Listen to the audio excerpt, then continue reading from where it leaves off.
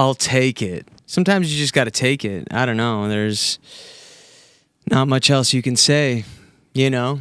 Last behind the pads of the year. And we're 18 weeks in. I thought we were on episode 19. That would have been pretty meta had that happen, that connection of episodes to the year. But, you know, it was a random start point, and here we are, episode 18, the last one of the year. Can't believe it's 2020 in just a few days. I ended up catching the flu, so I'm going to keep this video short, and I'm feeling much better now, but I definitely got hit bad. I was just out of commission for the last few days, but we're here. And I'm having a lot of fun doing this. I appreciate y'all following along since September, just a mere 18 weeks ago. I'm just going to quickly break down what I did in this track. It was one of the first beats I made this year, and one of the first beats I actually made a live track of from TrackLib. So that's kind of a cool thing, just to make the connection to start and end the year this way. So yeah, this beat is actually pretty simple. The beginning might seem like complex in some way because of the drum fills, but once you really get what the drum fills are, it's pretty simple. When you learn it slow and then you speed it up, it sounds way more complicated. So yeah, I'll break that down real quick. I'm just going to mute the actual the top 4 pads in this case in group A. They're just the string samples, and the rest are drums. These except that, sorry. So this sample is my transitional pad. So I'll mute that as well. But the drums are... And I actually don't even hit the snare hat and open hat in this group, but they're just there in case. But the actual pattern is...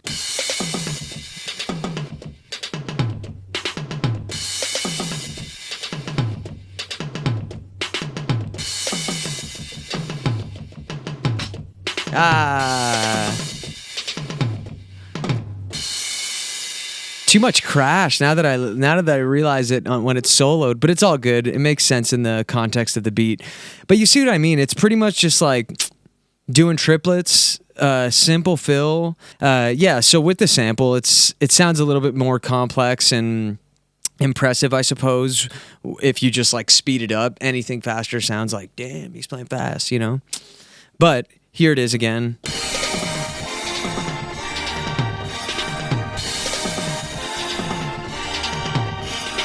Okay, and if I take the sample out and just go... You know what I mean? It's pretty simple there. So, the transitional pad, though, is when I reach that last... I kind of do that last little fill and hit this transitional pad, and it truncates there so I can start on. And I suppose... No, it's all good.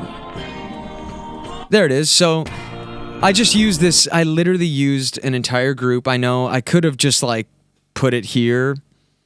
You know, I probably will moving forward from this point on.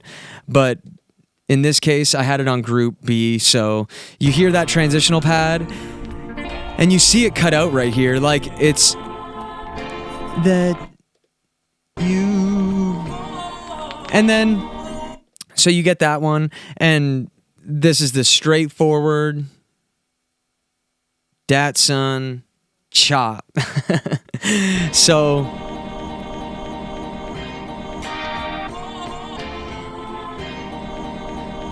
nothing crazy to it. I reuse these,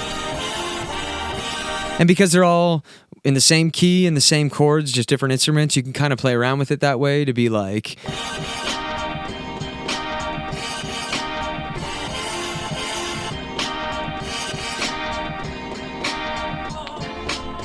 And you get the point there. It's pretty simple. This track was pretty straightforward. I've played it many times, so I do know it pretty well. Even though I mess up a few times in that performance, it is what it is. We keeping it easy today. It's the same basic principles that I apply to every single track I'm making with in terms of a live beat, a live performance beat.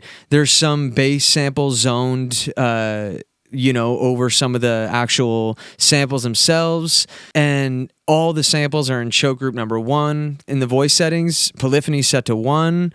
They're 1 shots, and I go to the end to velocity destination, and it's set to 0%. My drums are different, so I can keep the dynamics. I've talked about this many times. But yeah, it's super, super straightforward. And, I won't say much more about the track. I'm going to just say thank you so much for keeping up with this series. It's super fresh still and super new. I'm trying to, introduce new instruments and new ideas into this new year. So the first one of 2020 will be really cool too. I'm going to try to, use my drums more within these videos and stuff, just so I can showcase more of like the process of actually recording drum breaks and samples and putting your own samples in a Maschine. And as per usual, if you're interested in the gear I'm using, I have a bunch of affiliate links below where I make a very small percentage off these if you purchase anything from the actual sites. It's not a push for you to buy anything. It's just more of a way for me to continue making these videos and hopefully just continue making them better. And I'm realizing now...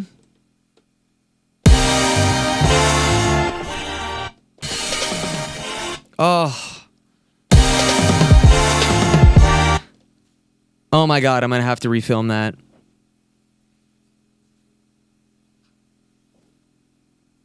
That's okay.